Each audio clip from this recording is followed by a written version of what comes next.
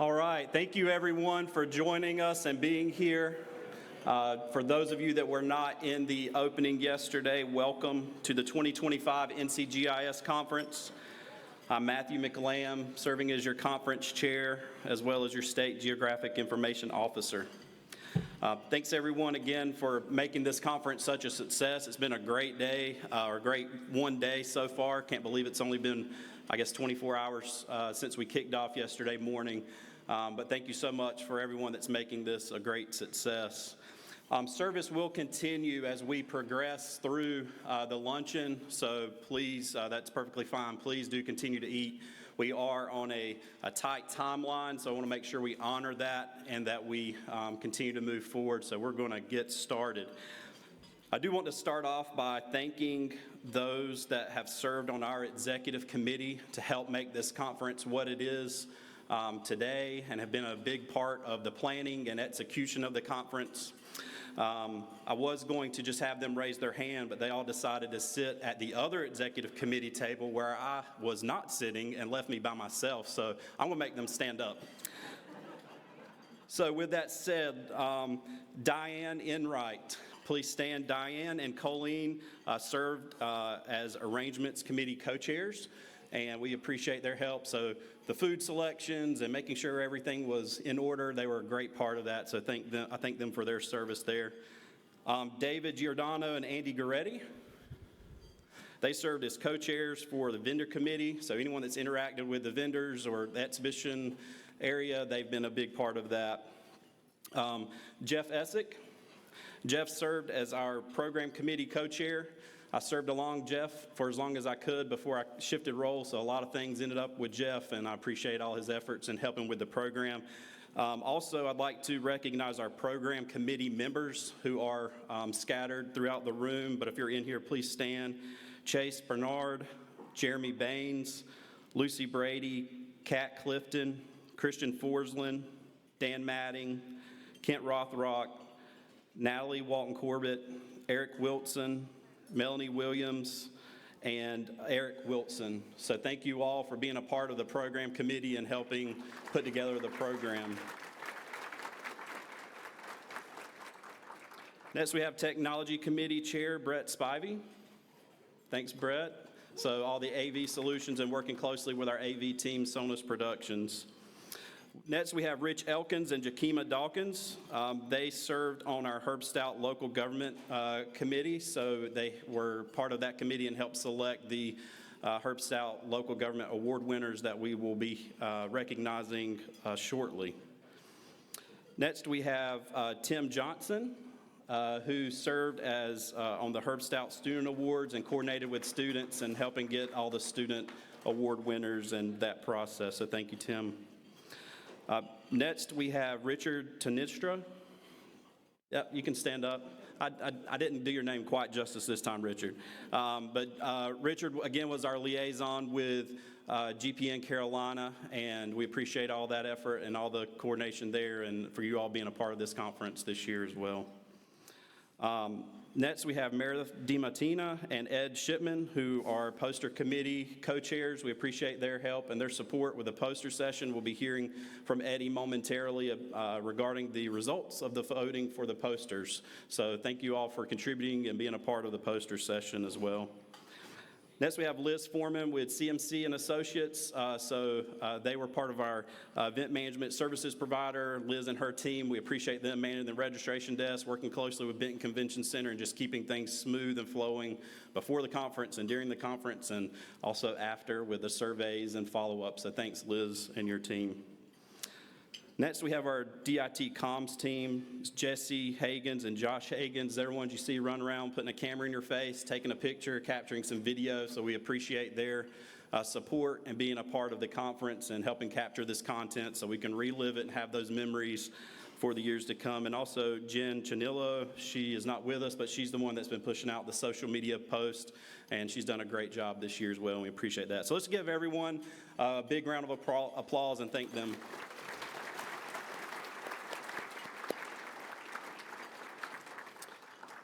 All right, now I'm going to ask David to join me on stage. We are going to recognize some award winners from the exhibitors. So some of the exhibitors had giveaways. So if you hear your name, you were the recipient of an award. So we'll give you a moment to step up to the stage, receive that award from David on behalf of the exhibitor, and then they'll be taking photos of you as you cross the stage. So please just take a moment with them. So we do appreciate all of our 34 vendors that are in the exhibit hall this year. Thanks for coming and making that area a great success and also being part of our program. So we do thank you to all of our vendors. All right, so the first one up is GPI Geospatial. The prize here is $100 Home Depot gift card, and the winner is Sandy Heron with Halifax County.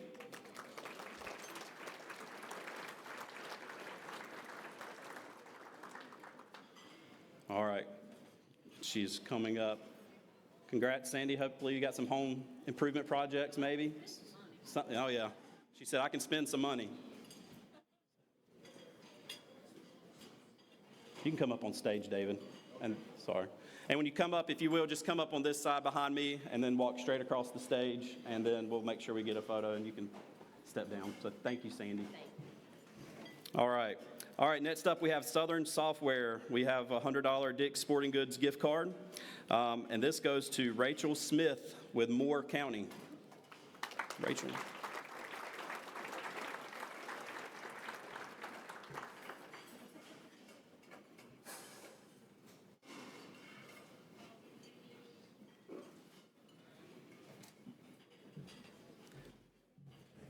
And I'm actually going to go off script a little bit.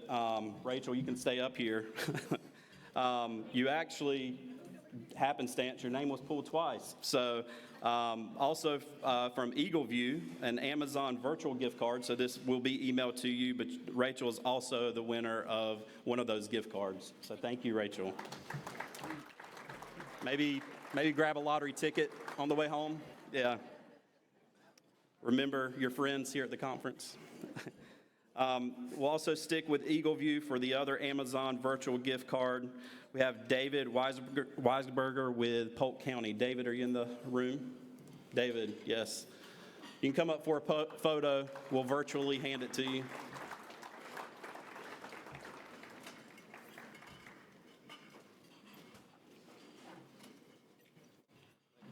Thanks, David.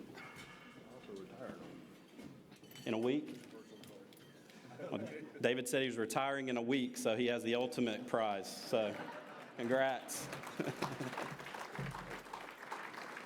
We'll make sure we get your personal email address then.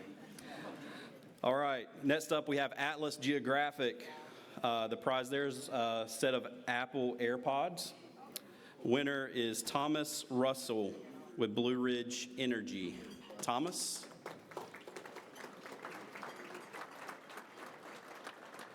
I do not see Thomas, but we will make sure to get these AirPods to him.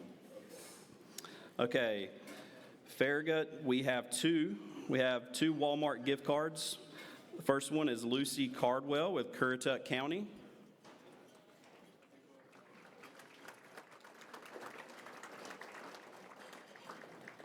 Okay. And then also we have Tamara Gailey with Brunswick County.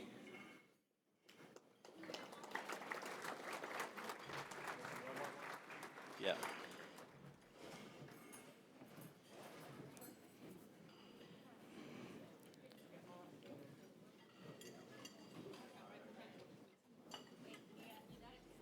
Stay back over there, David.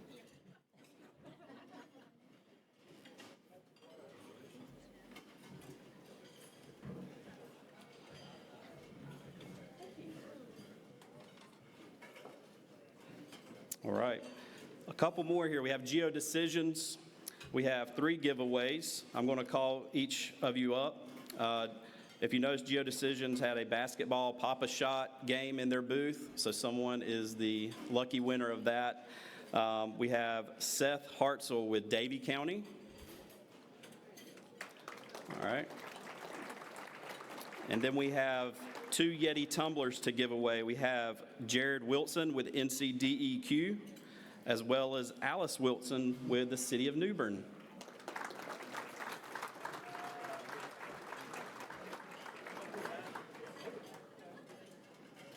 And those prizes will be available at the GeoDecisions booth. You have to go back and hear at least a 60-second sales pitch to receive those. I'm just kidding.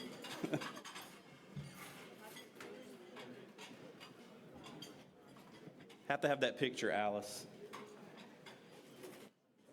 Thank you.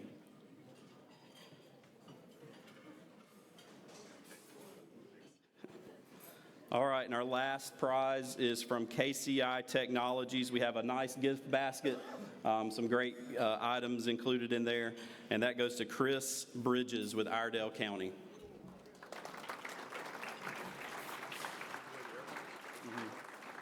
They weren't here. They didn't. Okay. What is it?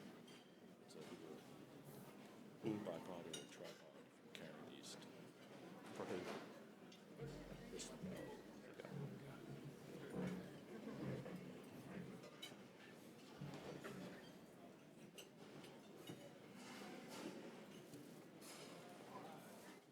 David.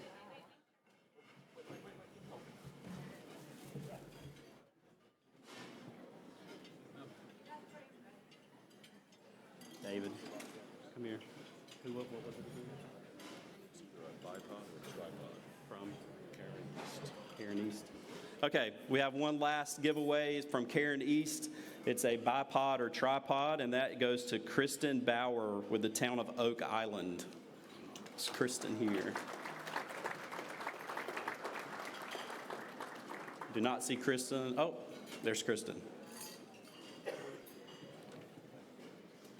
Is it at their booth? Oh, it's over there. Okay.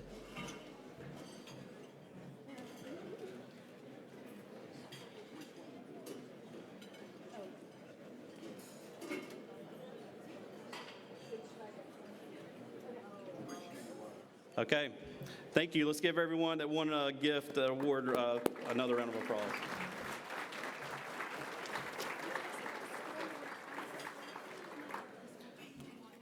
Okay, at this time, again, thank you to all of our poster session participants.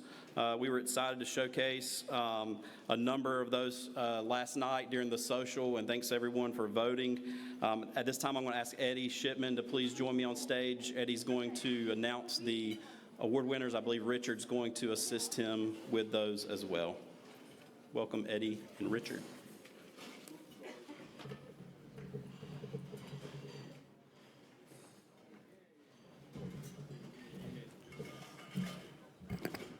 I'm also being joined by my co-chair, Meredith. I think this is my sixth conference doing the posters. I'd like to thank everybody for participating. Posters can stay up until, I think, 11 tomorrow. We printed certificates for participants and hung them by your poster. So please get your certificate. If you'd like a soft copy, let me know. The voting was really tight again. I don't really have an award for fourth place, and I'm going to mess your names up, and I'm going to try and say them all. People that came in fourth place: Gemma Akoli, Whitney Foreman, Jack Dixon, Oladimeji Alaka, I'm sorry, Brandon Estevez, and Danny Smith. Yeah, the posters this year were really fantastic. But for the voting, in third place, Kelly Christensen. He's got third place. Our friends at at GPN Carolina, have got cash awards for our winners. They've always been helpful and sponsored the posters and the workshops. Huh? And yes, prizes are up this year, so that's good. Yeah. In second place, Jeff Webb.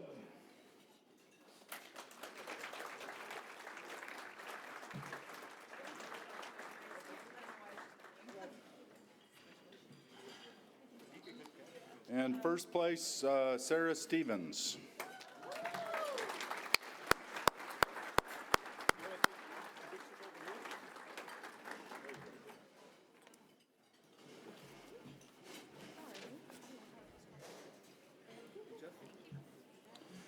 thanks to everyone again for participating, and I look forward to seeing you all again in 2 years.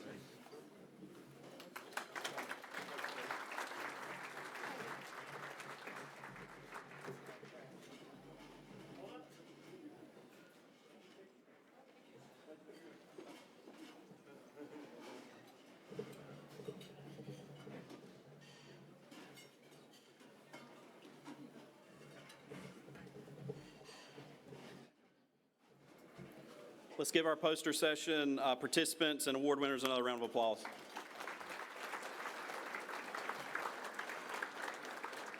Next, I would like to recognize Tim Johnson, retired from the state of North Carolina, semi-retired. And we appreciate Tim for, again, all of his work over the past many years and helping get this conference to where it is today, and also being willing to continue to be a part of the conference this year here in 2025. So with that said, I'm going to turn it over to Tim, who is going to begin our awards recognition for our Herb Stout Local Government and Student Award winners.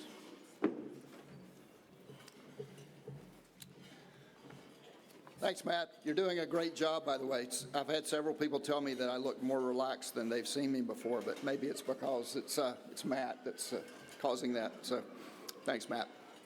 It's great to be in front of all of you today, and even greater to recognize all the people we're going to recognize for the Herb Stout Awards. I have the honor today to recognize local governments and the student award winners for this year.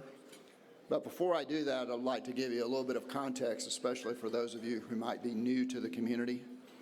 Herb was a leader in the community as a Wake County Commissioner and Triangle J Council of Governments Chair. He was the driving force behind the creation of the conference when people told him that a statewide conference wouldn't work. So that was 1987. I think it works. He gathered a few like-minded leaders from Triangle J, Wake County GIS, City of Raleigh GIS, and my office, the Center for Geographic Information and Analysis. He had a vision to think big, but not only think big, excuse me, but to enable people around him to think big, and not only have those people also think big, but to act. More important, perhaps, for those of you who are here today, he wanted to see GIS technology become a force to impact the lives of everyday citizens, not just in the large local governments in North Carolina, but all local governments, impacting the lives of citizens throughout North Carolina through better public service and delivery of services. The conference gave local government professionals a chance to gather, first of all, share their work, and encourage each other, because we all need encouragement from time to time when things aren't going perfectly. He wanted them to learn what was possible by convening their peers with them in one place. I think by any measure, you would say that Herb would be pleased today if he were here, that what you've achieved and the fact that you're still reaching further to accomplish more is still part of the North Carolina GIS community's DNA. So today, I'd like to start by welcoming the Herb Stout family members that are here to the conference, and I'll ask them to stand if that's okay. Mrs. Luana Stout, Herb's widow.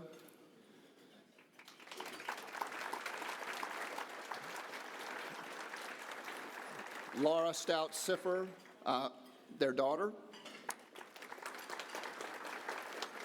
Scott Stout, their son. And for the next generation, David Siffer, their grandson.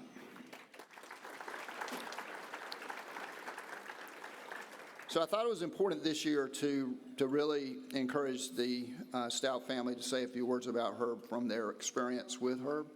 So Scott Stout's going to share a few thoughts about his dad.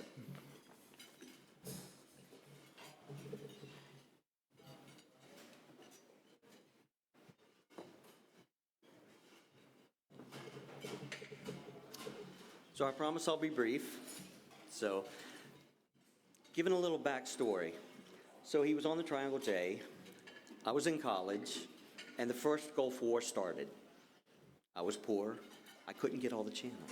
But CNN was showing live footage of the war what was happening. So me and my roommates, we go down to the basement, and we're like, oh, this is cool, oh, wow. My dad looks at it and says, oh, they have better camera, they have GIS guidance systems. So while we were in shock and awe, he was dreaming. So he called up federal government and said, you're already doing what we do. He had a passion for flying, he had a passion for GIS. All of this stuff was laid out ahead of time.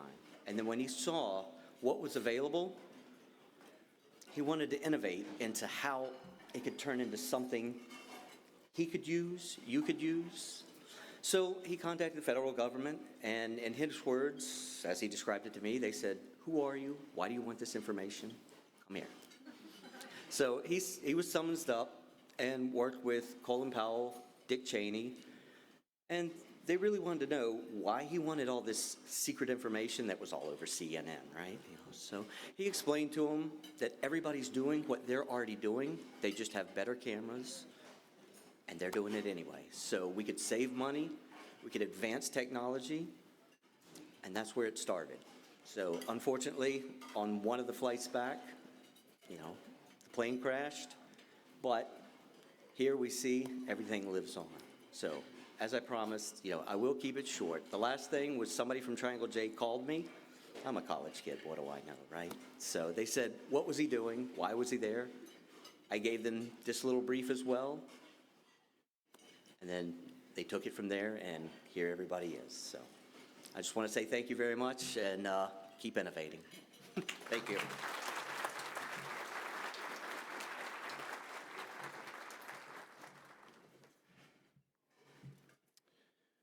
Okay, first we're going to do the local government award winners for innovative applications of GIS. I'd like to ask the award winners to stick around after the lunch today so we can take a group picture. But the way this works is the award winners receive two things. They receive the Herb Stout Cup, which Matt's going to help me deliver.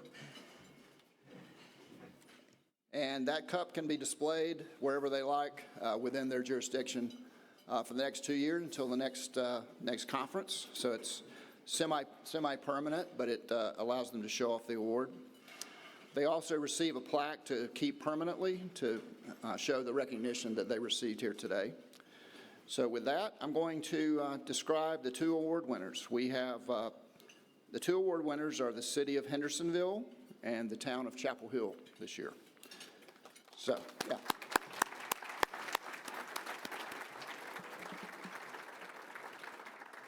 So the City of Hendersonville is a really important application.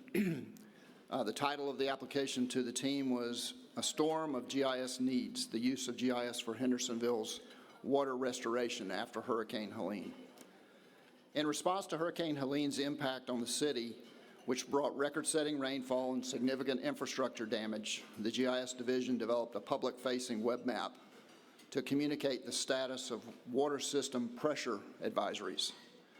With the city's water system spanning complicated mountainous terrain, pressure zones were initially updated manually to reflect areas under boil water advisories. The GIS team worked closely with the Water and Sewer Department to update the map in real time as new issues were identified. The map allowed residents to search for their address and view specific advisory statuses down to the parcel level, reducing calls to the utility and easing communication during the disaster. It was released to the public on October 2nd, 5 days after the storm. Pretty darn quick. The map generated nearly 32,000 views and became a critical tool in informing residents and streamlining communication. The GIS-based solution not only aided in disaster response, but also led to plans for a more robust live water advisory map for future use. Very exciting application. So with us today from the City of Hendersonville, we have several folks. Ben Alagong, I probably messed up that name, sorry. GIS specialist, excuse me. Travis Penland, GIS coordinator. Will Hutchinson, GIS specialist. Brent Detweiler, public services director. And Adam Sturer, city utilities director. I'd like to call those folks to the stage and present the award to you.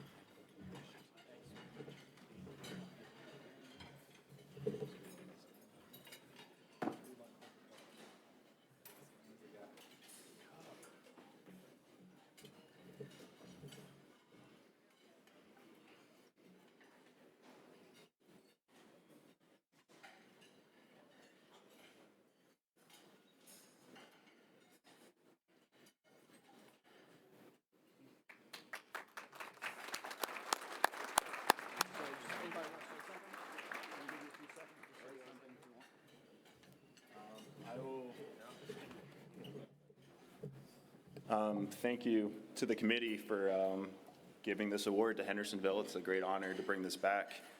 I didn't know to prepare a speech, so at 2 o'clock, please listen to me talk about this application. Might be easier, so thank you.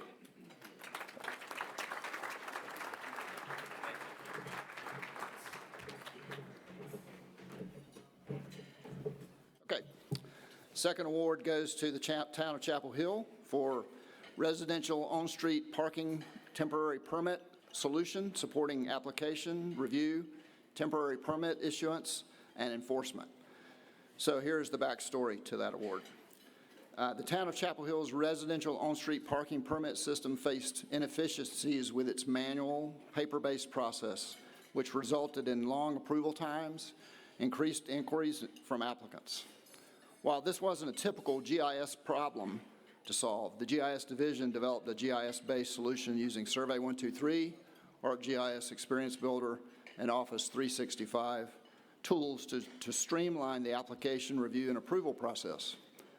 The parking permit solution automates application submission, provides immediate temporary permits to approved applicants, and simplifies the review process with a user-friendly interface for non-GIS staff. The solution also integrates automated email notifications, reduces data entry, and enables quick enforcement with machine-readable temporary permits. This innovation eliminated the need for a third-party solution, decreased turnaround times, and improved constituent engagement, ultimately modernizing the parking permit process and improving service efficiency.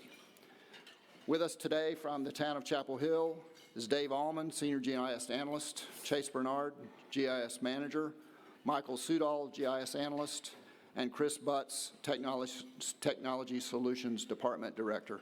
Congratulations, town of Chapel Hill.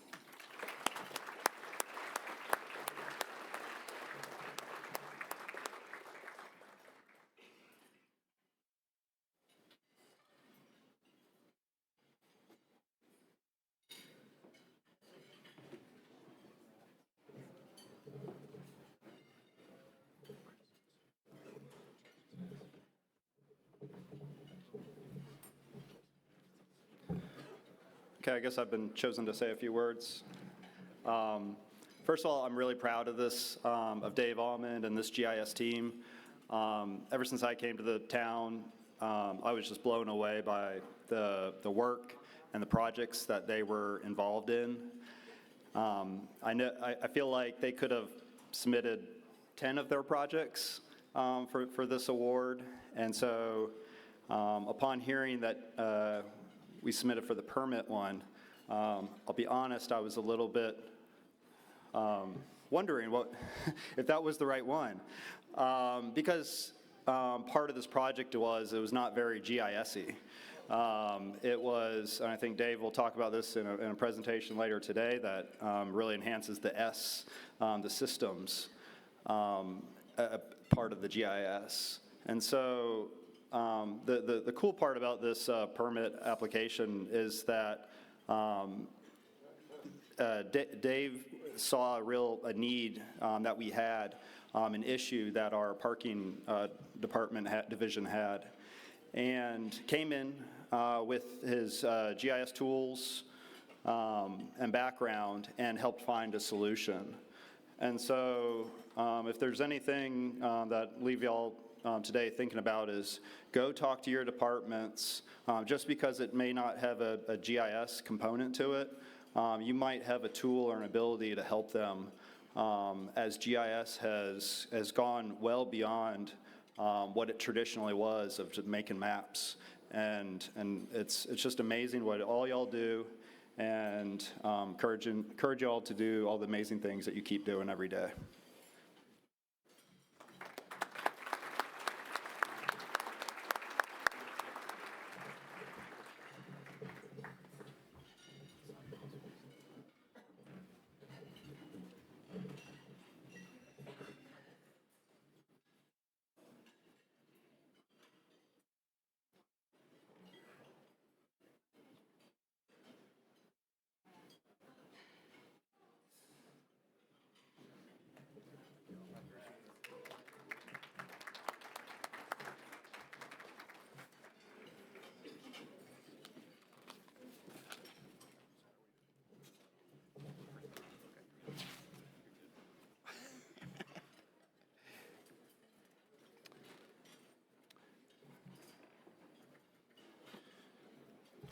So one of the really important things to me is to get the next generation prepared for their role as I retired, past tense, I guess.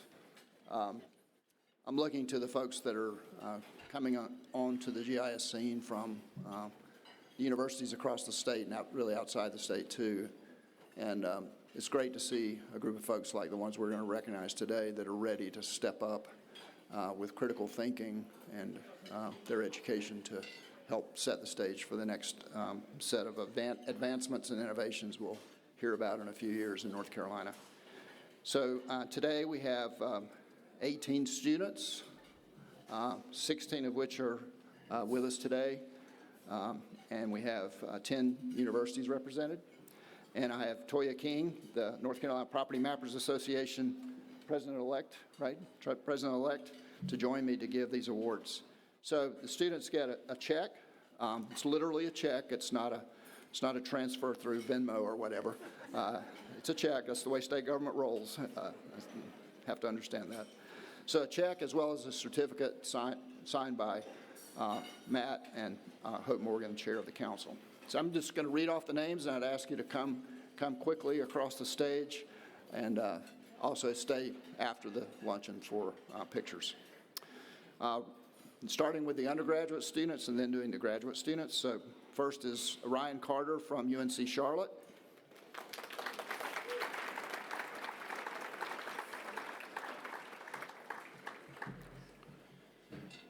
Sheridan Ely from North Carolina State University.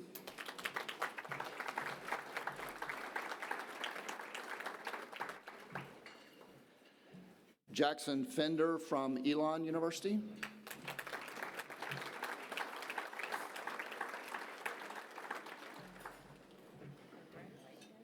Sydney Hip from UNC Chapel Hill.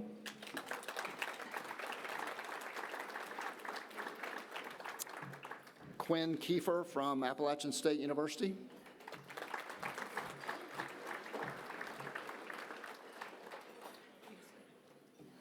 It's okay. It's okay.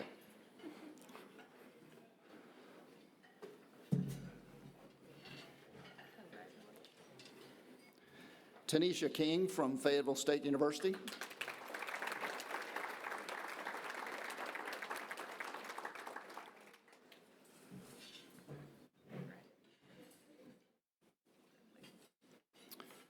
Cameron Schuler from North Carolina Central University.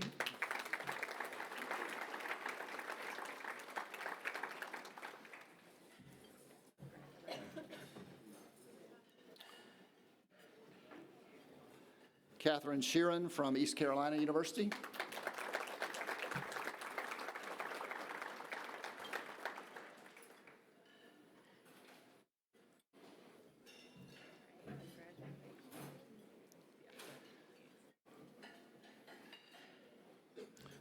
Sarah Stevens from UNC Wilmington.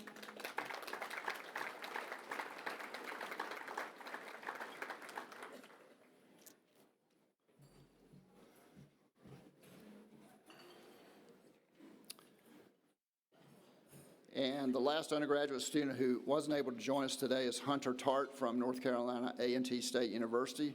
Rest assured, Hunter, you'll get your check and your certificate. So.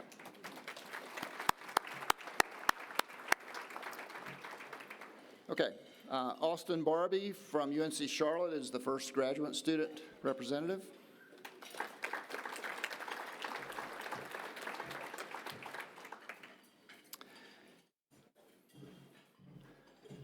Caitlin Hensley from North Carolina State University, or North Carolina Central University, sorry.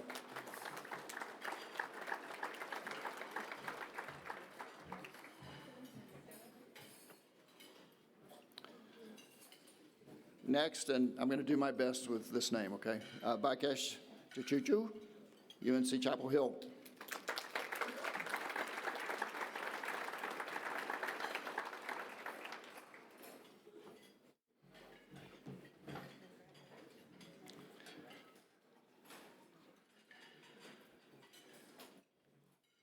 Chris Lucero from Appalachian State University.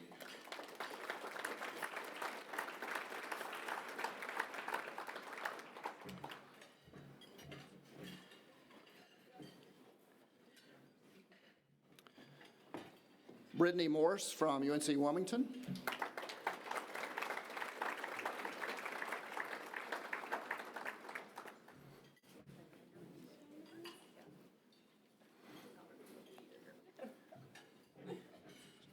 Sarah Riddell from East Carolina University.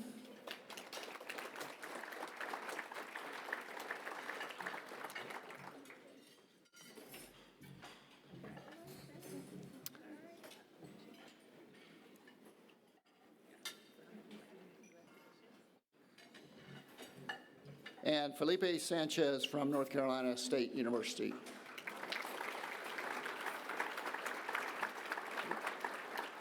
Let's see. Oh, there he is.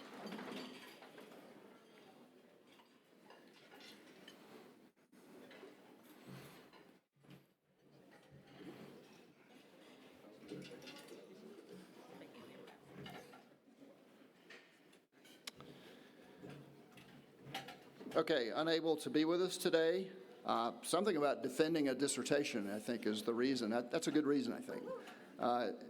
And I'm going to get this name not quite right. So, Tawadros Jebre from North Carolina A&T State University.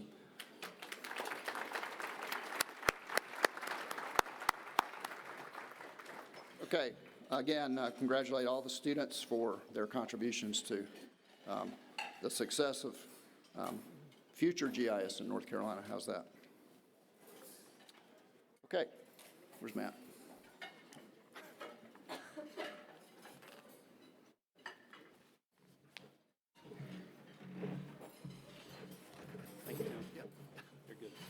All right. Let's give all of our award winners another round of applause.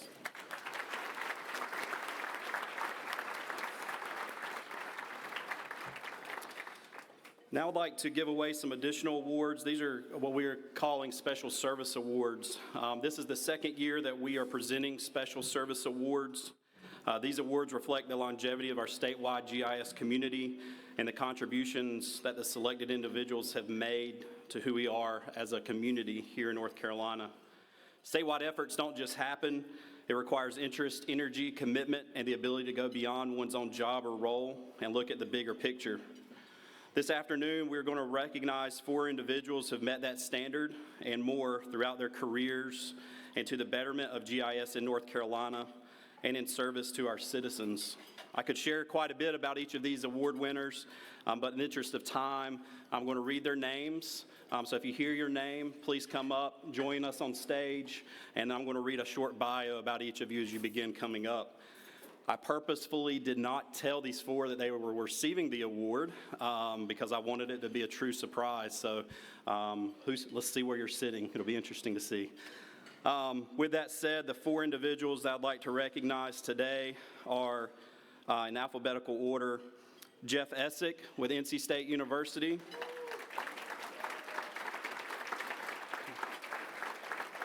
And if you'll come up behind me on stage, and David will present your award, and just stay on the stage while I read.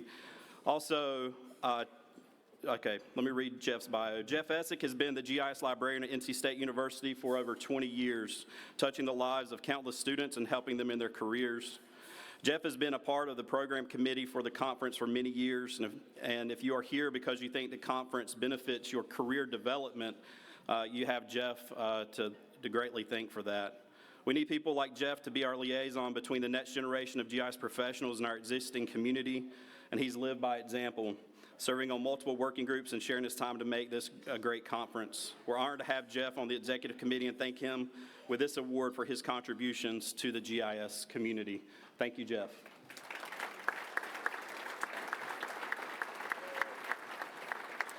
Next, I'd like to welcome Tim Johnson back to the stage.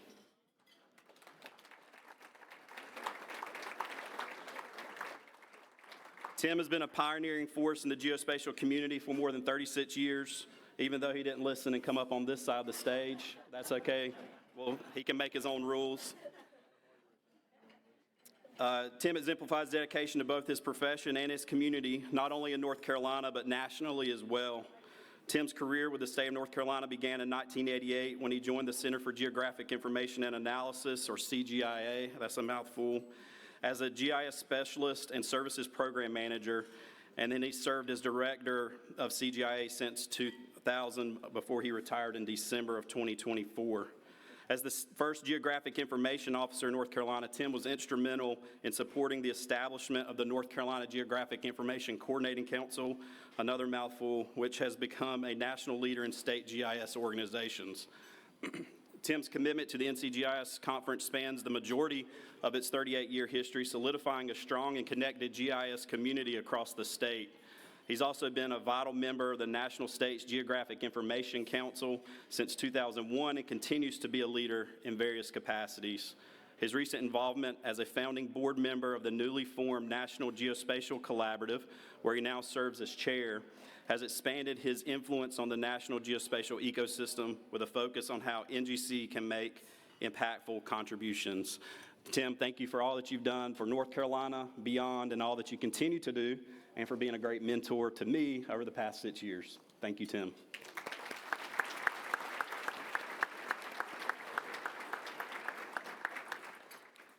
Next, I would like to ask Doug Newcomb to join us on the stage. There's Doug.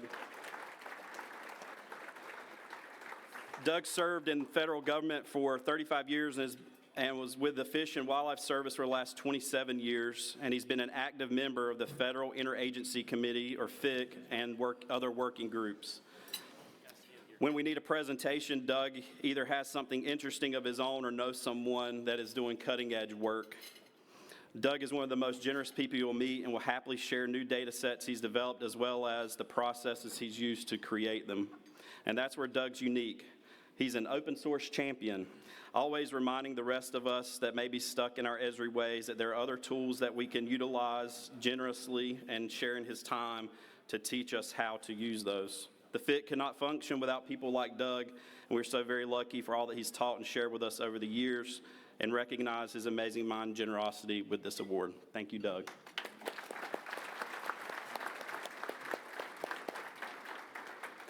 Last but certainly not least, I'd like to ask Alice to join us on the stage. Alice Wilson. You have to get another picture, Alice. I'm sorry. Alice has been with the city of New Bern for almost 25 years. In that time, she's weathered hurricanes and floods and taught the rest of us how to support disaster response with dignity and compassion. Alice has served as chair of our local government committee and has served on all the committees of the GICC. If there's a working group that needs a volunteer, Alice is there. She's on the executive committee of the LGC and represents them on the SMAC as well.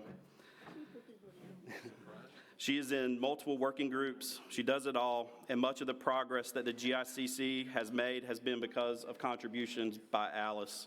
Her contribution to the betterment of GIS in North Carolina cannot be overstated, and that's why we're proud to recognize her for the awesome woman she is with this award. Thank you, Alice.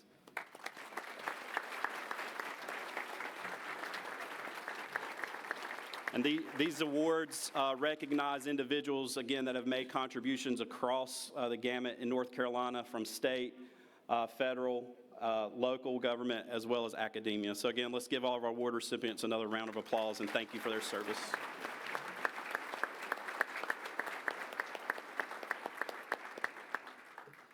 You may be seated. We don't have time to talk, but I know we could, but we've heard from them. Many of them have presented or are presenting at the conference. Please do take some time to speak with them. They have a wealth of knowledge, and I do encourage that. At this time, we're going to transition the stage for our lunch and keynote. We're just going to move a few things around, and I'm going to welcome our panel, and Tim Johnson is the facilitator to the stage for Point Counterpoint. What does the future geospatial ecosystem look like?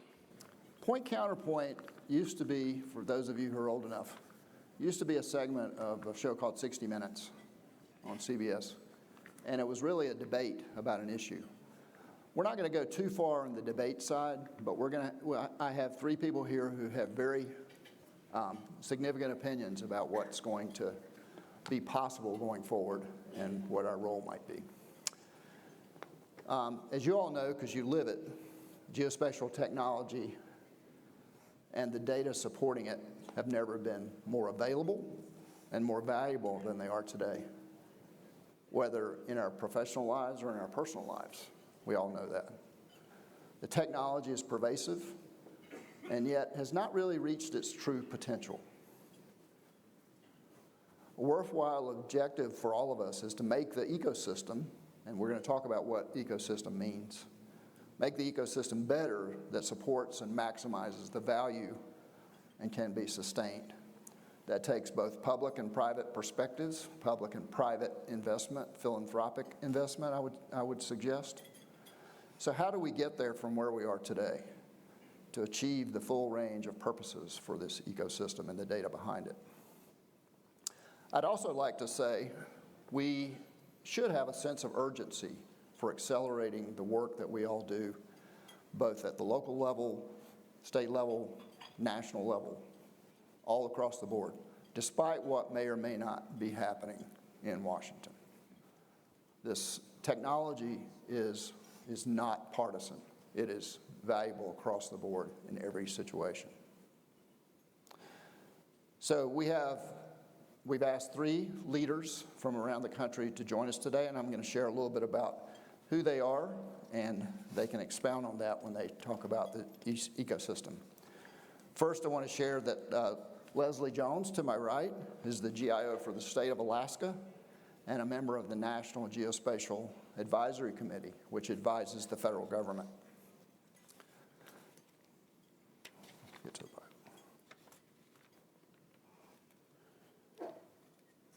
So I'm going to tell you a little bit about Leslie. Dr. Jones, she has a PhD, is the Geospatial Officer for the state of Alaska and Executive Director of the Alaska Geospatial Council. She provides statewide coordination for geospatial data, initiatives, and policies in Alaska. She serves on a federal advisory committee on landslides and on the NGAC that I mentioned, both of which are appointments by the Secretary of the Interior. Leslie received her undergraduate degree from NC State, go Pack. and she went far away to Montana for a master's degree at Montana State University and her doctorate from the University of Montana. So welcome, Leslie. Thank you. Welcome back. Thank you. Yeah. Second on the panel is Alan Leidner. Alan is a geospatial consultant, board member, and treasurer of the New York City Geospatial Information Systems and Mapping Organization, which has a great acronym, GISMO. That's what we all use, right? Gizmos. He's also a member of the National Geospatial Advisory Committee and a former assistant commissioner in New York City GIO. A little bit about Alan. Alan served as the assistant commissioner in the New York City Department of Information Technology and Telecommunications from 1998 to 2004, in charge of the city's GIS utility. Think about that in terms of volume of data, volume of people caring about your data and using the data. In the fall of 2001, he organized and managed the Emergency Mapping and Data Center, which provided information and mapping services to 9/11 after that horrific event. He currently serves on the board of directors and treasurer of the New York City Geospatial Information Systems and Mapping Organization. He has worked with the Open Geospatial Consortium on underground infrastructure data models and other significant efforts. Welcome, Alan. Thank you. Thank you for having me.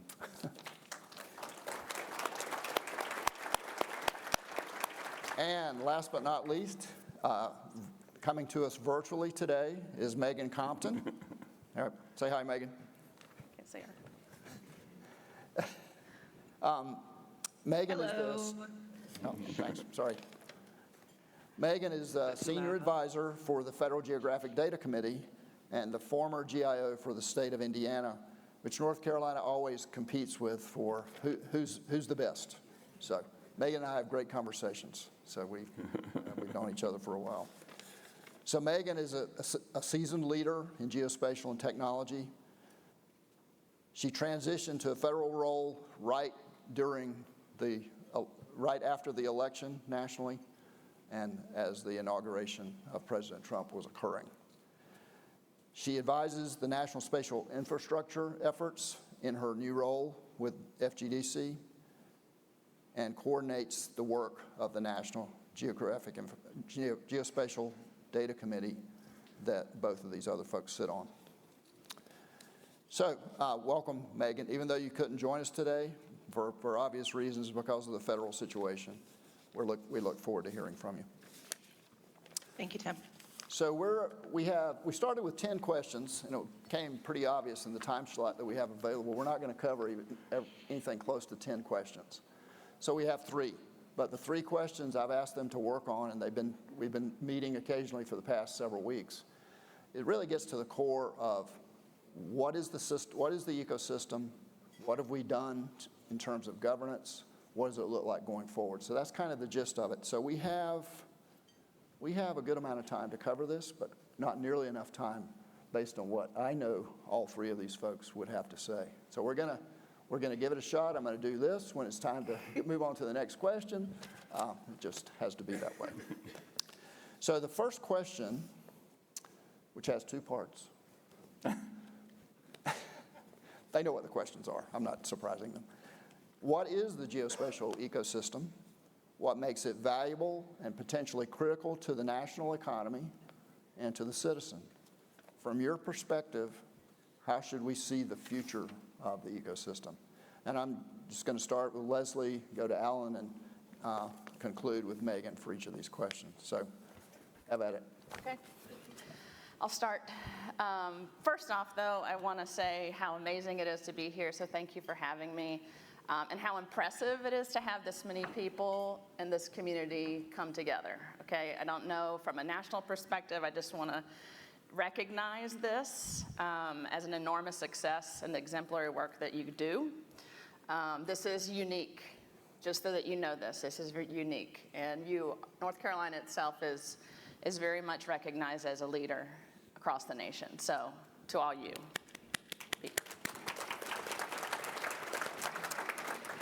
So how many people here have heard of the reference of a geospatial ecosystem? Just raise your hands if you have. Okay.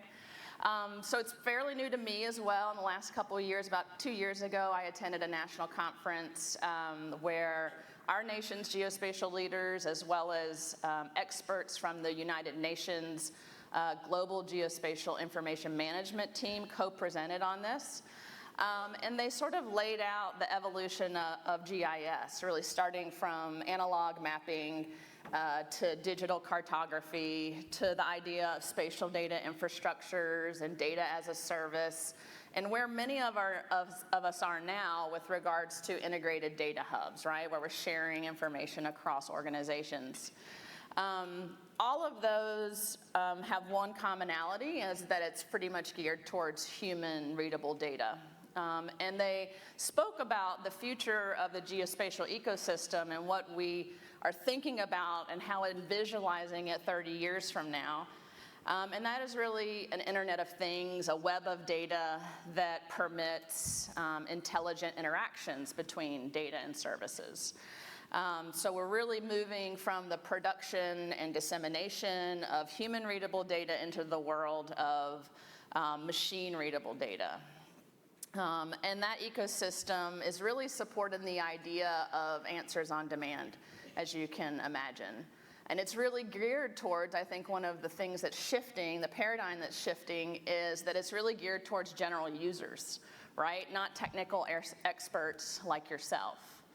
And so just thinking about that, I think it's an environment where machines will be leveraged more so that we can better leverage the enormous amounts of data and sensors that we have right now collecting information. I heard the reference in a recent conference about we're swimming in sensors and drowning in data, and I think it's very pertinent. I think it's the truth.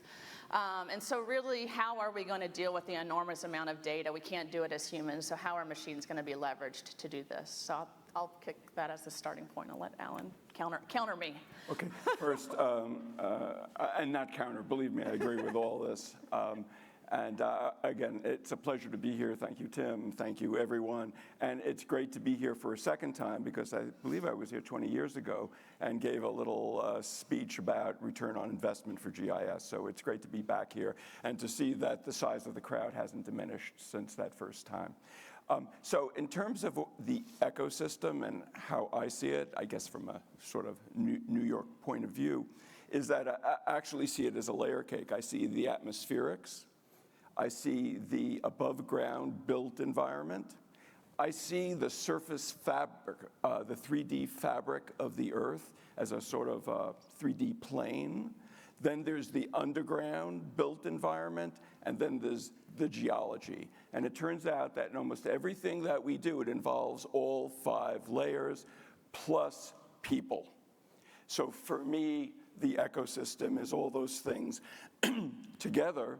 And additionally, since working in New York City, I saw the promulgation of GIS into every one of the city's 50 agencies and into every state agency. I see it as supporting and determining and enabling almost every single municipal and state and federal operation. So from collection of revenues to emergency response, 911, disaster preparedness and response, to service improvements, to human services delivery. The ecosystem includes all of that, plus people. And the people who are the professionals who create the applications, who manage the offices of GIS across the country and in every jurisdiction. And also everybody who has now become a GIS user but doesn't realize it. So the ecosystem is everybody. And it's quite expansive, and I think that that's how we should aim. Our aim should be that broad and that encompassing. Very good. Okay, Megan, your turn. Good afternoon. Can you hear me okay, Tim? Yes, we're good. Okay. I want to echo what Leslie and Alan mentioned about NC being a model. And what Matt mentioned for you in the award is that you, Tim, really set the state up for success. And I really appreciate you always giving each of us, all 3 of us that are on this panel, a ton of advice and an open door. So thank you for that. And thank you to everybody there for letting us be here with you today. And I'm virtually in the office in Indianapolis, so a little bit far away and missing it, but thank you for having us. I'm glad that Leslie kicked off with the description of where and how the ecosystem discussion really started. And I like the fact that we call it an ecosystem because I think it opens up an opportunity. I'll talk about that in the future, which is the second part of your question. It's the geospatial ecosystem is where we all work. It's where we all do our work amazing work that you do. And one of the things that's unique about an ecosystem is that it's always changing. And it also always has one activity has an impact on the next activity, or in other words, what one person's action or one entity's action has a ripple effect, right? If you remove a species from the ecosystem, than you see right in what we think about the ecosystems in nature. If you remove a species, or you in some cases, if you bring in a new species that doesn't necessarily belong there naturally, invasive, the impact of that can be felt for years or forever. And I like the idea of the ecosystem too, because it brings everybody together. So we're no longer just talking about the technology. We're no longer just talking about the data and how it all gets used and trying to ask for a seat at that table to make sure that the geospatial priorities are shown. Instead, people are starting to understand. And I feel that we were seeing that here in Indiana when I was the GIO, and still, we still see it happening. And so it's no longer just the tech, it's everybody gets to impact everybody. For the future, I like to see the ecosystem becoming much stronger. And I see most of my career has been in government, so I have that lens. And where I see things changing is the ecosystem grabbing up and including academia in a stronger way, including nonprofits in a stronger way, and non-governmental entities, particularly the private sector. And I think we'll expand on that a little bit more in some of the other questions. Thanks, Tim. Very good. Thanks, Megan. Insightful as usual, so thank you. Okay, I'm going to move on to the next question. This has 3 parts. So we all know in GIS, we understand the value of all participants, as has been mentioned already: local, state, federal, tribal, private, philanthropic, nonprofit, education, academia. Talk about a past example of a success with what we call governance coordination. What worked well, what was difficult? And let's just start with that, and then we'll roll back to the other part of that. Do you want to start? Okay. Well, I would say that in New York City, and I'll talk predominantly, of course, about New York, we had a period of time, I would say from 1995 to 2005, where I think our governance was as good as it could get. We had a GIO. I was the GIO. We had a steering committee of all city agencies and also representatives from other sectors. And we also had a strategic plan. That was great. We grew out and expanded to other city agencies. We worked with the state, we worked with the feds, we worked with the private sector. It was really terrific. And we had enlightened leadership at that particular point in time. What happened after 2005, other than my leaving city government, was that some of the fervor that was attached to GIS from our response to 9/11, which was pretty well, spread across the city, and we were well known for it, began to dissipate. And so the GIO, who was an assistant commissioner, became just simply a senior technician. And it went down from there. The GIS steering committee that we had so meticulously put together and brought together and shared information, shared applications, worked together collaboratively, that began to break apart, and we no longer had steering committee meetings. And then there was never a renewal of the strategic plan, which we had worked up. Things change very quickly in GIS, so you want to keep your strategic plan up to date. That was left by the wayside. And the result is we have, sort of drifted along over the last certainly 5 or 6 years. And the only thing that we could think of in New York City Gizmo to reverse that course is we actually went out and drafted legislation to amend the city charter to require a GIO, a steering committee, and a strategic plan, and had that passed by the city council by a vote of 51-0. So what we're now doing is waiting for the city government itself to actually implement that legislation. But I think that those 3 elements are key to governance, certainly at the local level. I'll speak to the uniqueness of Alaska and maybe relate it to some of the national programs that you all should be familiar with, like the 3D elevation program and things like that. So Alaska is pretty unique. 70% of our lands are federally owned.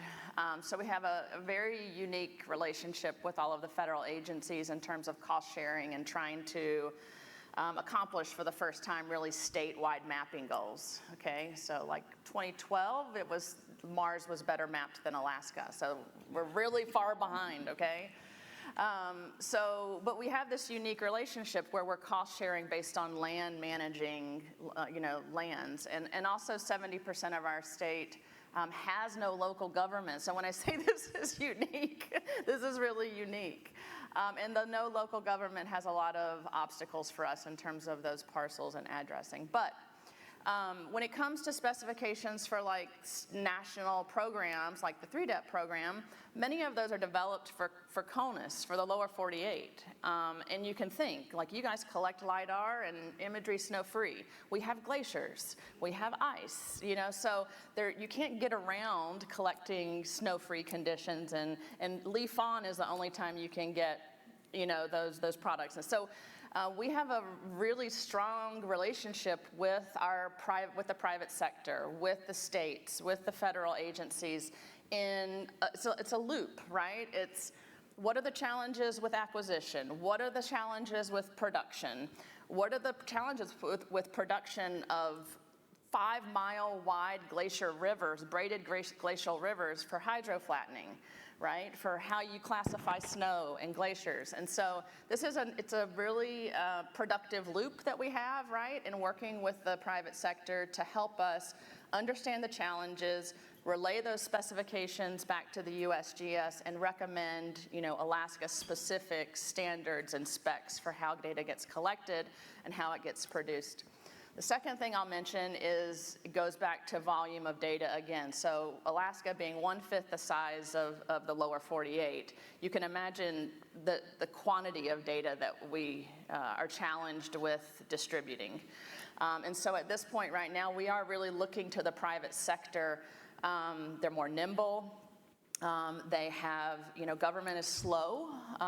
We can't, change the direction of the huge boat, the ship, as quickly as the private sector can in adopting new technologies.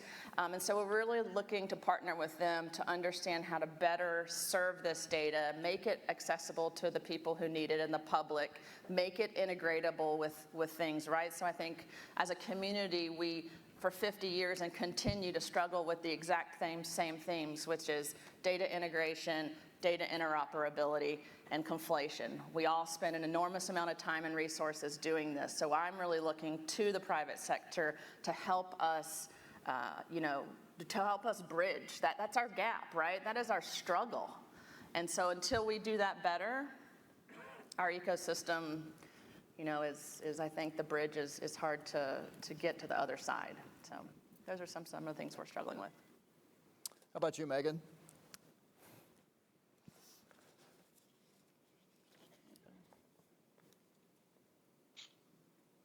Sorry, I lost my window there for a minute.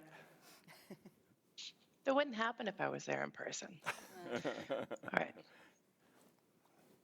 So the value of the partnerships across all of the sectors, I'll talk first about Indiana, and then I'd like to think about it nationally as well, from a short time in this new role at the federal level.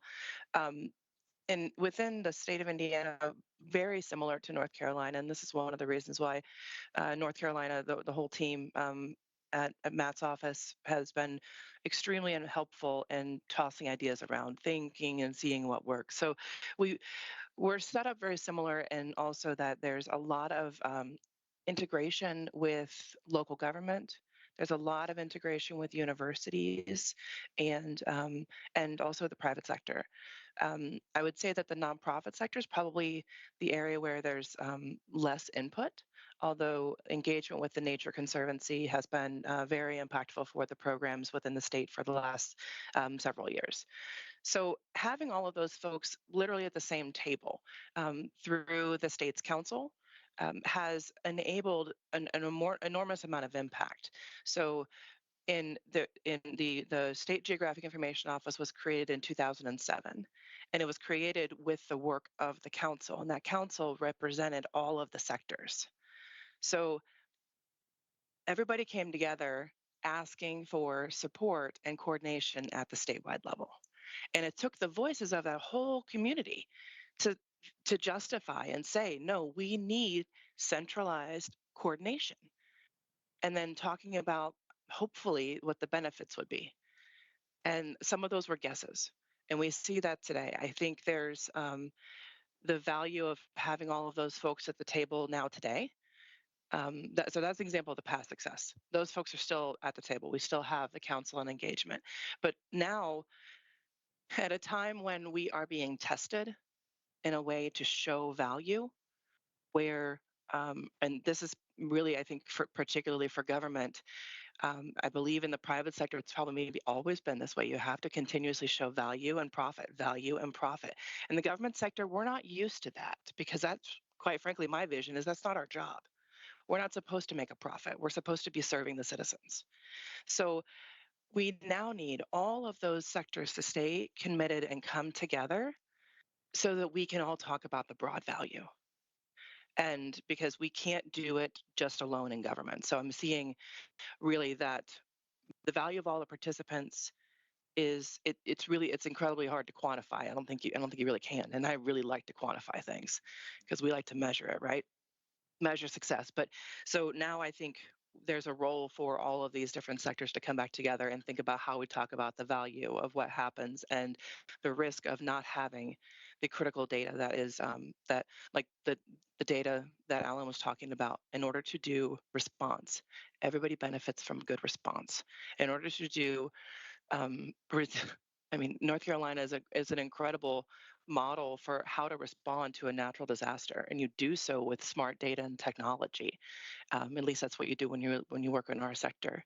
That's your value. You bring that. So, if we can continue to expand this conversation, I guess, and think about how to bring those folks together again, and consider what the value is and that impact to the private sector.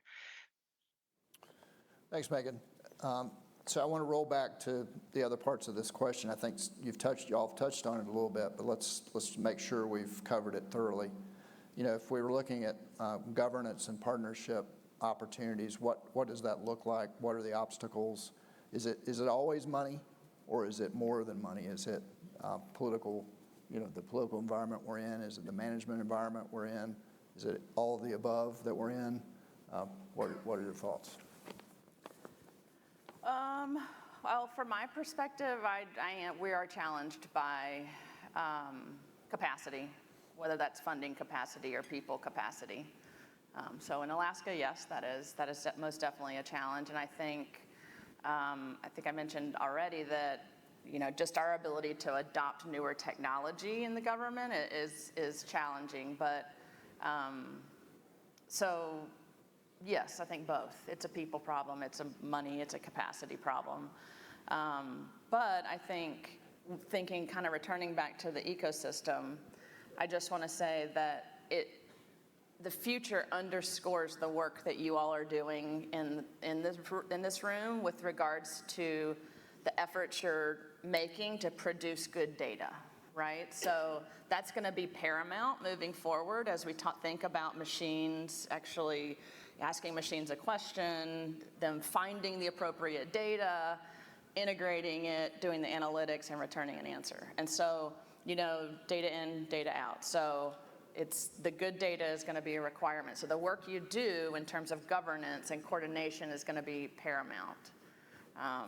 So I think one of the unique aspects, though, that we'll see in the future kind of differently with regards to governance is, in the past, I think we have this mentality of a single source of information, an authoritative source of information. I think that's going to shift. I think we're already seeing that sort of with the privatization of nationwide parcel data, commercialization of nationwide parcel data that's scraped from public, local, and state repositories.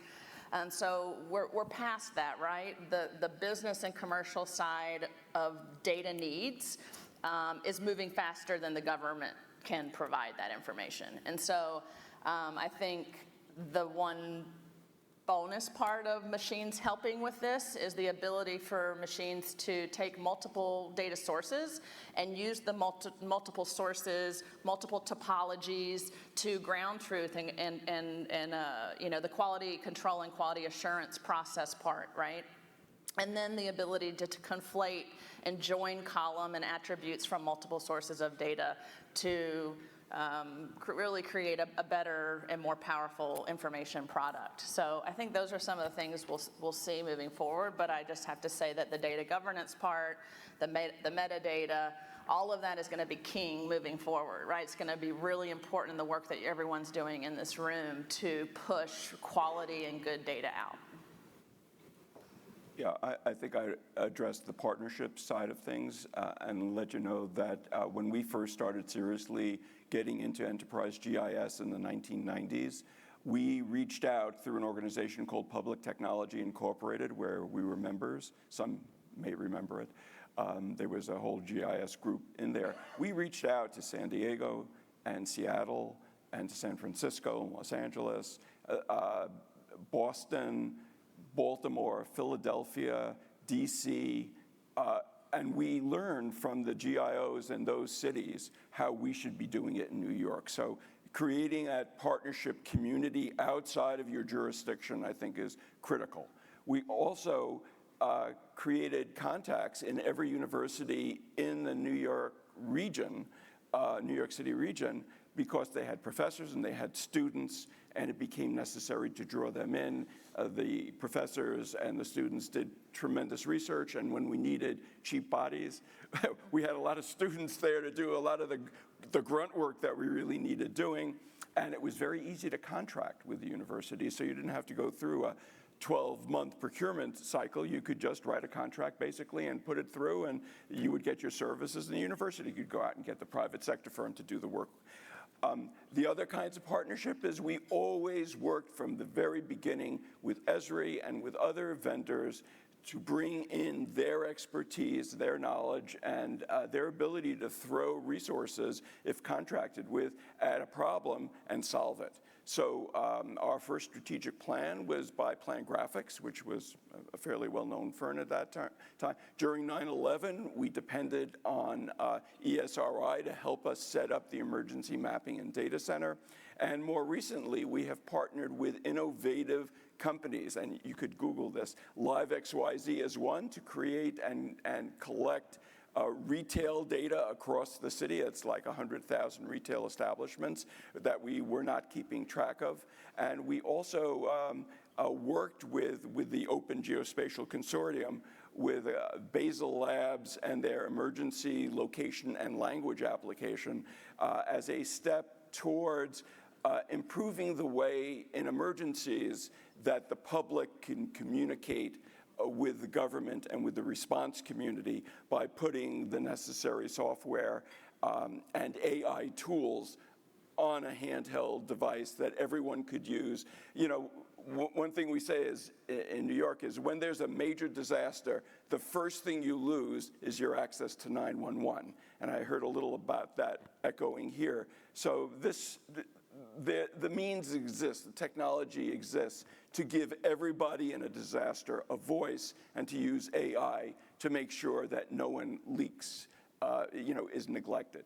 So the bottom line here is we work with everyone. We see everyone as essential to the whole process of moving forward, and talk about let's give it to the private sector. To me, that's really ridiculous. Yeah, good. Megan?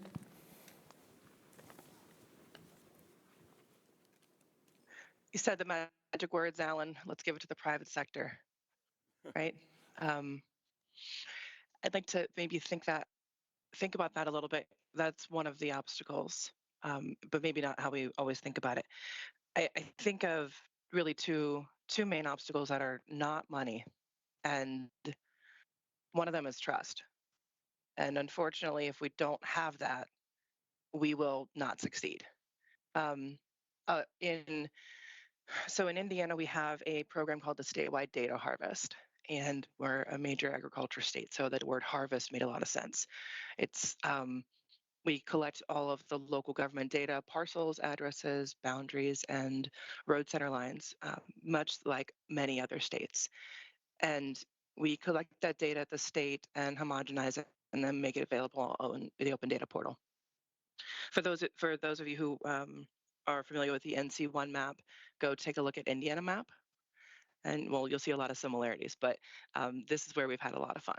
So the data harvest began with a dream that we might be able to collect this data, and it was the right thing to do. We had decisions at the state level that needed to be informed, or questions that needed to be answered, policies that needed to be driven, and we needed local government data to do it.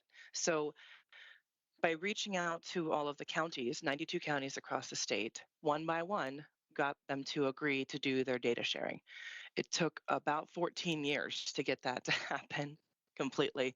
I'm sorry, 8 years to get it to happen completely, and then the following 6 years we've spent making that data that much better. But that conversation also started with a, no, you can't do that, which I heard a little bit earlier in the award session. And when you're told, no, you can't do it, sometimes you just feel like going to do it. But I tell that story about that outreach, that engagement that still continues, and that local to state collaboration over time has developed an incredible amount of trust from the state to local government and making that data available for the private sector. So what I want to take this story and go one more step in. We're oftentimes in government asked some really hard questions, or they call us when they need the data or when they need a map or an application. And typically they needed it yesterday. In the case of an emergency, they need it immediately. In a special project for the state, we had a lot of policy questions about could we do large data improvements in order to support statewide policy changes.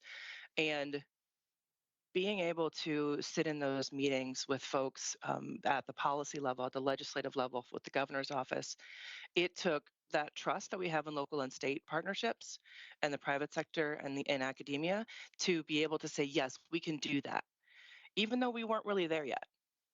We had that data collection, the data wasn't perfect, but having those partnerships for me personally gave me the opportunity to say, yes, we can get there, because I'm confident in the partnerships that we have. So I worry, and that obstacle is because that takes a lot of time to build that level of trust. And Alan mentioned the private sector, and that's one area where in some cases we don't necessarily have that trust quite yet. There's some things that can and could be done to I think remedy that. And I'd like to see us move in that direction. One of the things, the second obstacle, but related to the first one about trust, is one of the obstacles is governance. And really, first of all, explaining what that means, because people have a different idea of what governance means. But it depends on the data set. It depends on where you're located. But if there's good governance, depending on what it is that you're talking about, the government and the private sector need to work together to make some of these solutions come to be. We, like Leslie mentioned, for Alaska, uniquely positioned to engage with the federal government and the private sector. There needs to be a bit more understanding across both lines, across everywhere, so that we can get that governance right and we don't make major mistakes along the way. Very good. Thanks, Megan. Thank you. Before we go to I think we're good on time, so before we go to the third question, I want to pose the last part of the second question to you and get your thoughts. As a profession, and maybe as governments in particular, we don't do a very good job of tooting our own horn. We don't do a very good job of documenting where we've had success in a way that could be compelling to those who are from the outside looking in and trying to decide whether this GIS stuff is truly valuable to everyone. So how can we do a better job of quantifying our successes? So as we began to build our enterprise GIS in New York, it took some money. And in those instances, you have to go hat in hand to the Office of Management and Budget in New York City, on your hands and knees, begging for what they will be willing to give you. and almost inevitably what they say to you is, show me the ROI. And I remember one particular event with the analyst who was assigned to my neck of the woods. I remember asking him, okay, we'll get you the ROI. We know it exists, but tell us, how would you like to have it presented to you?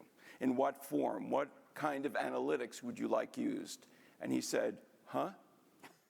Had no idea. I could never, ever get an answer from OMB what they were looking for. It was sort of like, well, if you show it to me, I'll know it if it's there. So one of the big problems here is we got ROI up the wazoo. I mean, you talk about saving lives, you talk about enhanced revenue, more efficient operations. We could go down a list of 25 or 30 or 40 functions that save in one way or the other. Did I just lose? No. But we don't know what will make them happy because they don't know themselves what would make them happy and what would be decisive. So yes, there are many ways that ROI has been calculated. They're out there for everyone to use. I think a first step in this direction is to find out what the heck they want from us, what will prove the point, so we don't have to keep on going back year after year with 50-page justifications to win our pittance of money to go forward with our programs. I will say that for a little while after 9/11, it was halcyon days because everyone saw what we were doing and how important it was. And for a one-year window, we could get anything we wanted and we didn't have to justify it. So I would say to you, after Helene, it's a tragedy, but never let a tragedy go to waste. Go out there. This is your time to get the money you need to go forward for future hurricanes or for any other kinds of disaster operations. This is the time when people are listening. So for heaven's sakes, go out there and hit them with it. It's hard to quantify a life. ROI, they want money. They want to know how much money are you going to save me or how much is it going to cost? That's what ROI comes down to. And that, from my perspective, I'll counter you and say that that's a very hard thing to quantify. Coordination is an extremely hard thing to quantify. Have you ever tried? Maybe you could quantify it with like reduced duplication of a LiDAR, as an example, but it's an extremely hard thing to quantify. So from my perspective, it's hard. I will say that I think, so I'm in Alaska, right, way behind, 40 years maybe behind North Carolina with everything that you guys are accomplishing. And so we're still in an education phase. We are literally still in a, who's the GIO? What does she do? And what's the portal do? Who's accessing that? And so from my perspective, I'm still on a ground phase of like letters of support, right? Like, how does the Emergency Operations Center leverage the state portal?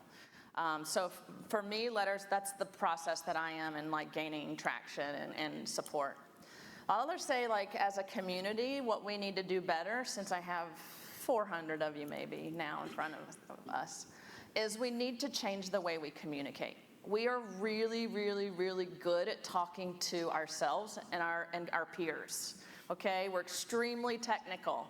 But what's your 2-minute elevator pitch on what you do and the impacts that you have, not just on North Carolina, but on the nation, right? Because you guys right now are focused on, my county, my state, but I want to give you perspective that the work you're doing is impactful at a national level and a global level, whether or not you realize it or not, right? Because global issues they cross boundaries, right? Supply chains, food security.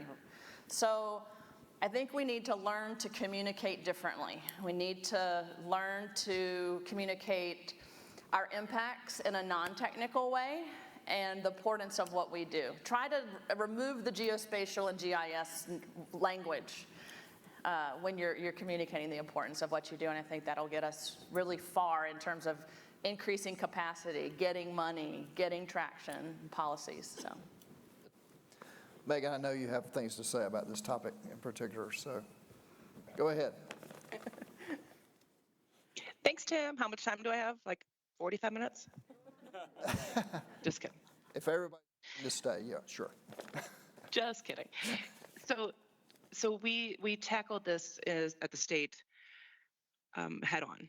And the example that I mentioned before about being asked to answer some policy questions or inform policy using local government data, though that conversation led to a lot more conversations. And when the state was able to say, yes, we can make this data thing work, we also had to say, so what we have right now is imperfect data, and what you're asking for is nearly perfect data.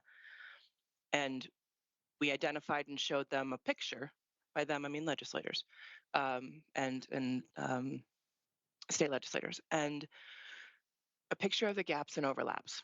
It's a very basic point, line, polygon map, very simple. And we need to take that and make it look better in order to not have wrong tax data, basically, or distribute taxes incorrectly. But at the time, the state GIS office was not funded. There were 2.5 people, two full-time and 1 part-time.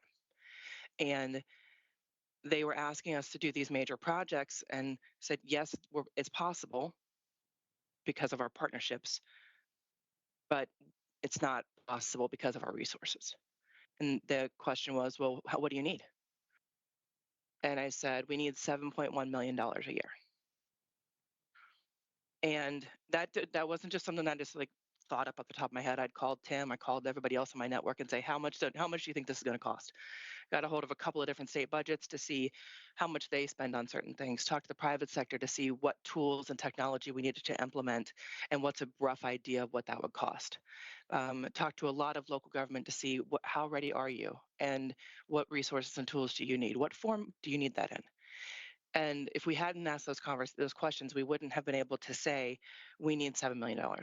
And I think we got it right. And so we did, happy story, we did get the funding in a one-time allocation, and then subsequently that became the annual budget.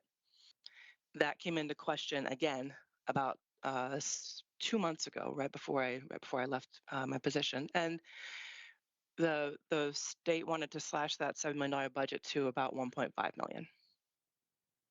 Well, if you cut that off, you don't get the data that you need. So if you're asking for the information, if you want the pipe of data to stop flowing, then cut off the funding, right? Successfully informed the right people to be able to ensure that budget was safely back up to 7.1 million. I'm going to tie this back into values and benefits.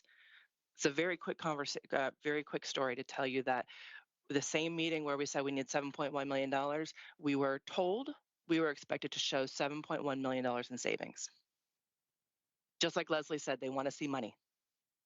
They want to see where the state GIS office took and did all these projects, and now the state is saving $7.1 million. I mentioned earlier, we're not here to make profit. We're not necessarily here to be, even as government, we're not always efficient, but we have to be effective. So we didn't have a chance, we had to get it right. So instead of saying that we're going to save the state $7.1 million and a traditional ROI, like Alan mentioned, those are hard. We took it as a values question. What are the values and benefits of statewide coordination? What's the value and benefit of having open data? And last year released the values and benefits report for the state of Indiana. And now I want to take that same report and scale it. And I want to look at this at a national level.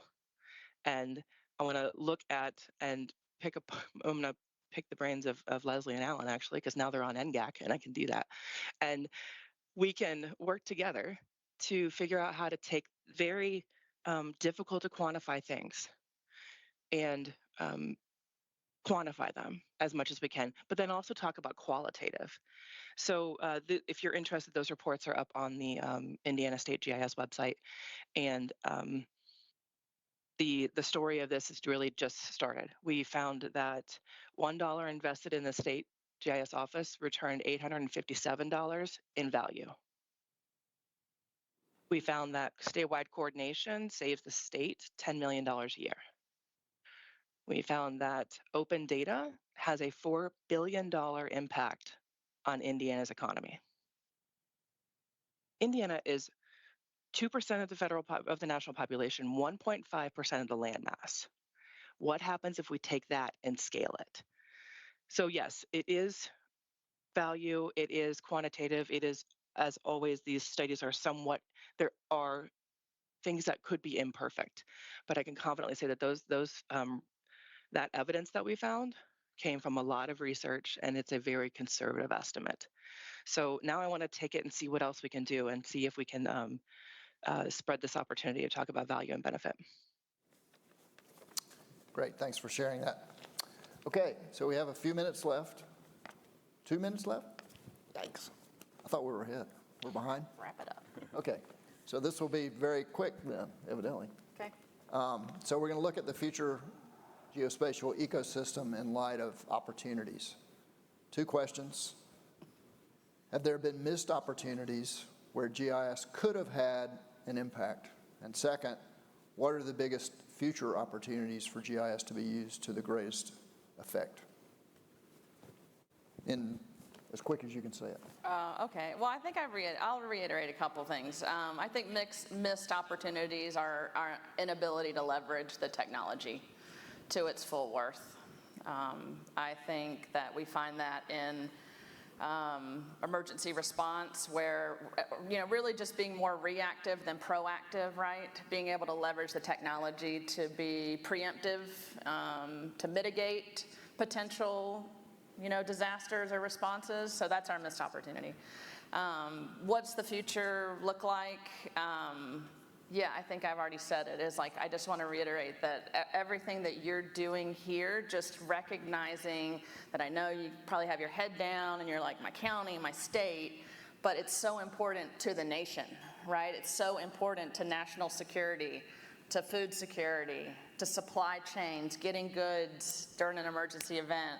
And then now we're thinking even bigger, right? We're thinking about this bringing us back to this ecosystem. It's more than the national scale. It's how are we working together with our partners at a global scale, right? How can we integrate information again and utilize the technology to its maximum benefit to be preemptive and proactive rather than reactive?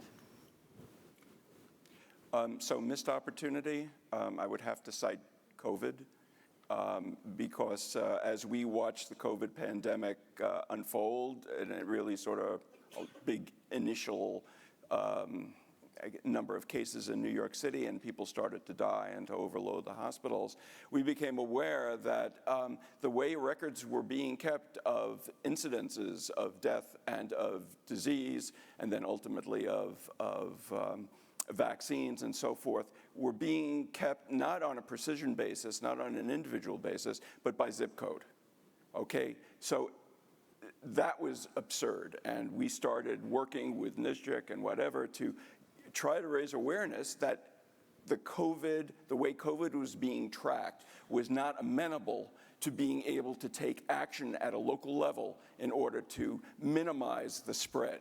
And I can tell you that whenever anybody dies, as a consequence of not using GIS appropriately, that drives me absolutely nuts. And I think COVID was such a huge missed opportunity. And we heard reports all over the place that the departments of health across the board, across the country, with some exceptions, but across the country, were not letting their GIS personnel in on planning the response to COVID. And so this does point out the fact that we need to get on publicly, on the public marquee to let them know what we can be doing. Because, we were more primitive than John Snow in 1800s in London in the cholera epidemic, who precisely mapped where people were dying of cholera and traced it back to the pump. We were more primitive than that. So that was a huge disappointment to see that our GIS capabilities were not being used to potentially save lives. And I just add to that in terms of the opportunity. I would take a page from your book about the fact that future disasters are going to generate huger and huger amounts of information, satellite data, sensor data, reports from the field, and they have to be integrated in real time and then distributed to who needs to get them, plus the public weighing in with their particular situations. So I think artificial intelligence as a way of managing all this data and getting data from the source to the data of the people who need to have it. The only way we can really do that, we can't staff up to 10,000 people to do all those transactions. We really need AI. AI is going to be there for us, and I think that's a big, huge opportunity in the future, as you were mentioning. Thanks. Okay, Megan, you have 10 seconds. No, I'm just kidding. Bring us home. I think one of the missed opportunities was in broadband. At the statewide level, we started to see where we really needed to have better data sets available. And at the federal level, they were spending a lot of money on data that government has. And it was government wasting government's money. And it's extremely sad to see that. It's it's sad to see inefficiencies in government like that, where there didn't have to be. And the generation of some of this data is so helpful across so many different areas. So that was a missed opportunity. We, as a community, did not come together fast enough, but we also didn't invest. And I mean, I shouldn't say we as a community didn't invest. There was little investment done.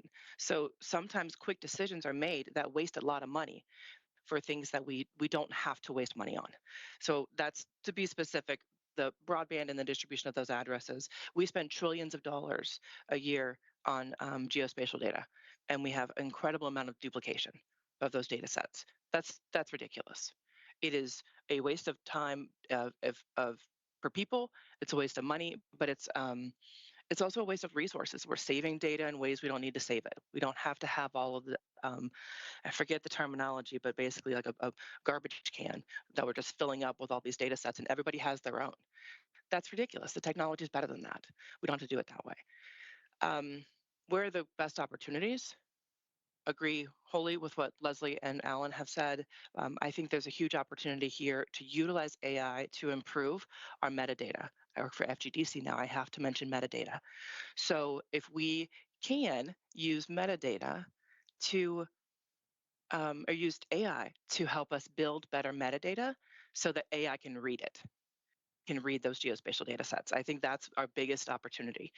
But we all have to start finding the people who understand this better, or we have to go learn it ourselves. So that's, I see a little bit of a gap in knowledge of how to get our folks to be able to get their data and utilize AI in a way. The also other opportunity is we can just get started. We have data sets that could be informed, and we have people who are willing to do it. So I think we just stop looking at things as such a big problem and just start chipping away at it. Great advice. Okay, so that concludes the conversation, the discussion today. Appreciate you all hanging in there. Yeah, thanks, everyone. Want to thank Alan Leidner, Leslie Jones, and Megan Compton for joining us today. Your insights are tremendous, and we appreciate you coming to North Carolina, or coming back to North Carolina. Yeah, thanks for Thank having you.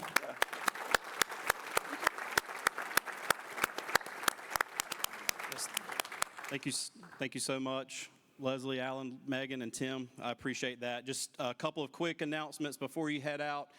Sessions began at 1:30, so 2 minutes ago, so please don't feel bad for interrupting and stepping in. I encourage you to do so.